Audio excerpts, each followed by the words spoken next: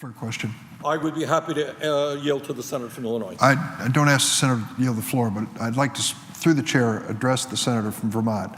First, thank you for your bipartisan effort with Senator John McCain, which led to an overwhelming bipartisan vote on the floor of the Senate to address what we consider to be a crisis in the Veterans Administration. Press reports had suggested in the most extreme situation that some veterans' lives were being compromised because of the failure of the VA to provide timely care to these veterans. It resulted in an investigation of VA facilities all across the United States. It resulted in the resignation of the Secretary of the Veterans Administration and promises for dramatic reform. But I have to say to the senator from Vermont, what you accomplished with Senator McCain was tangible. I'd like to ask you 2 or 3 questions about the current state of affairs. How long ago was it that we passed on the floor of the Senate this bipartisan measure? Secondly, did this measure involve emergency spending to deal with the emergency in the Veterans Administration? And third, did the House version of their VA reform include the resources that you're talking about, the new doctors, the new nurses, the new facilities to accommodate this wave of veterans? Those 3 questions, I think, are critical. And I've just closed by saying thank you again and again, because as head of the Veterans Committee, you have reminded us the real costs of war. There are many people who vote quickly to go to war who won't vote quickly to pay for the care that we promise our veterans when they come home. And thank you for caring. Well, thank you very much, Senator Durbin, for your strong support of veterans. And let me just answer the very last question. I'll go to the others.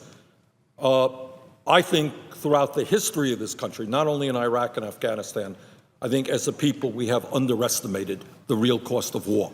You know, there was no word called PTSD at the end of World War II.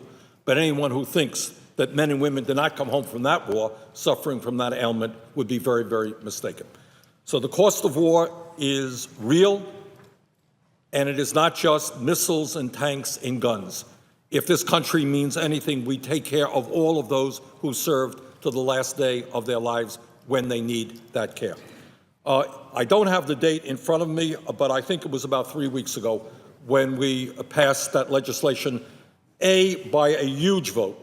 I think it was 3 people, all of 3 people voted against it. I think it was 93-3. Huge support, bipartisan support for the bill. But equally important, to answer the important question raised by the senator from Illinois, there was also overwhelming understanding that paying for this bill is a cost of war. It has to be emergency funding.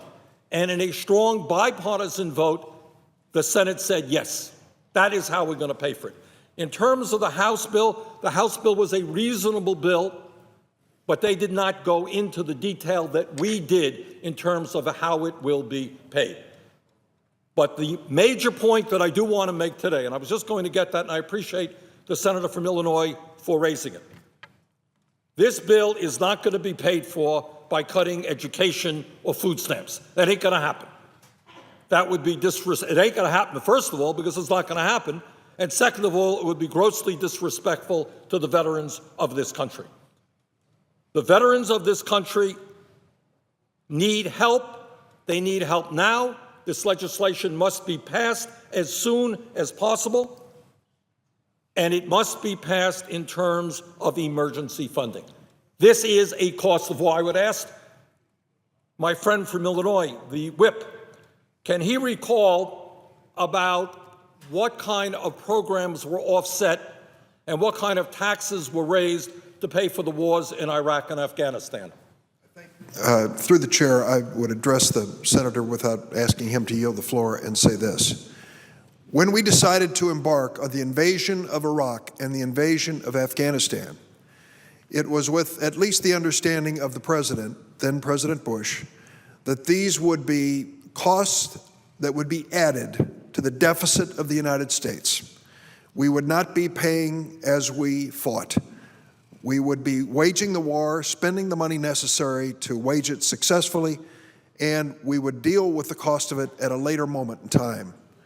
Many of us, even those of us who voted against the invasion of Iraq, I was one of 23 on the floor of the Senate who voted against it, voted for the resources to wage the war, saying if our men and women in uniform are risking their lives, we'll stand by them, equip them, and bring them home safely. I also believed and understood that I had an obligation to every one of those men and women in uniform, having promised them that if they would risk their lives for America and come home needing our help, whether it's health care, or education, or the basics of life, we would be there. And I say to the Senator from Vermont, thank you for reminding us of the pledge made by America to these veterans, and I believe the pledge made by Democrats and Republicans in Congress, and independents in Congress, to stand by them when they came home.